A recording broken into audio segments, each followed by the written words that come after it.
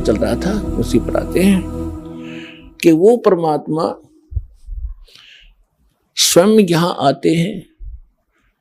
अब इसमें दोनों पहलू साथ चलेंगे कि जिनको भगवान मिले उन्होंने प्रैक्टिकल किया, और जो हमारे सदग्रंथ आज तक हमें ज्ञान दे रहे थे, हमारे धर्मगुरु समझ नहीं सके, वो हमारा दुर्भाग्य और उनका भी दुर्भाग्य कहेंगे, क्योंकि वो उनकी बुद्धि काल के वश थी।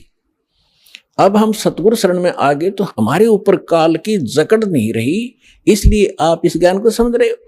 जिस दिन आपका नाम खंड हो जाएगा, यहां से कनेक्शन कट गया, परमात्मा का पंजा आपसे उठ जाएगा, आपको यही शब्द कड़वे लगने लग जाएंगे, और ये हमारे यहाँ भक्त भी आपको बुरे बुरे दिखाई देंगे, क्योंकि काल प्रवेश कर जाएगा, आपकी बुद्धि को भ्रष्ट कर देता है। आज तक ब्रह्मा विष्णु महेश की गांठ बांध रखी, इसने चक्कर बांध रखा, समझने नहीं दिया। आपकी क्या औकात, आप इस मालिक की शरण से दूर होकर आप सुखी हो जाओगे। जून का महीना हो और एसी रूम से बाहर निकल कर कोई सुखी हो सकता है? चाहे शराब पी कर निकले जा बाहर, गली में पड़ा रहो, बेशक वो कहा रहो शराब के नशे में कोई बहुत सुखी हूं, अब सुखी हूं, खाक सुखी है, रेत में पड़ा पसीने आए पड़े, झागा रहे मुख में। तो ऐसी दशा उन लोगों की जो भगवान से दूर हटकर इस काल के खेमे में खेल खेल रहे हैं। चाहे वो भक्ति कर रहे हैं, वो भक्ति भी नकली, या संसारिक सुख प्राप्त करने के लिए वो को प्रयास कर रहे हैं, क्योंकि इस काल की साधना से सुख हो ही नहीं सकता। सुख होगा तो इस परमात्मा की ही रजा से, इस साधना से होगा। आदरणीय गरीबदास साहिब जी ने प्रैक्टिकल बताया कि अजब नगर में ले गए हमको सतगुरु आने, अजब नगर में ले गए हमको परमेश्वर आने। आन माने आके, अजब नगर में, ऐसे अजब कमाल के लोक में लेके गए भगवान मुझे खुद आकर के, और झलके बिंब अगाध गति हम सूते चादर ताड़े। अजब नगर में ले गए हमको सतगुरु आन, यानी वो सतगुरु भी हैं, वो भगवान भी हैं। जो सतगुरु होता है, सच्चा ज्ञान जो देता है भगवान ही देता है, भगवान ही सच्चा ज्ञान दे सकता है। तो उनको सीधे भगवान मिले थे, सतगुरु कहो चाहे परमेश्वर कहो।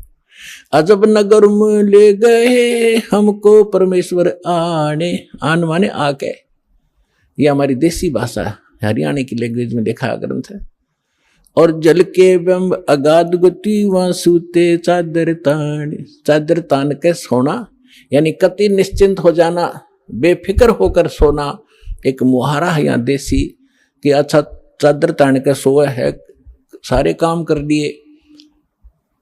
तो इस तरह कहते हम तो निश्चिंत हो गए कि साधना हमारी सत भगवान मिल गए, आंखों सतलोक देख लिया, सत साधना करते रहेंगे, गलती हम करें नहीं, हम निश्चिंत हो गए। हमारे अंदर कोई अब शंका नहीं रही कौन भगवान है और क्या उसको प्राप्त करने का मेथड है, वो सब कंप्लीट प्राप्त हो गया, आंखों देखा।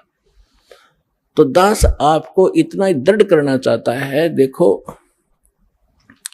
माता पिता अपनी बिटिया का विवाह करते हैं तो वो जाकर लड़के वाले का घर भी देखते हैं, उसकी प्रॉपर्टी से भी परिचित होते हैं, अन्य थर्ड पर्सन से भी पूछते हैं।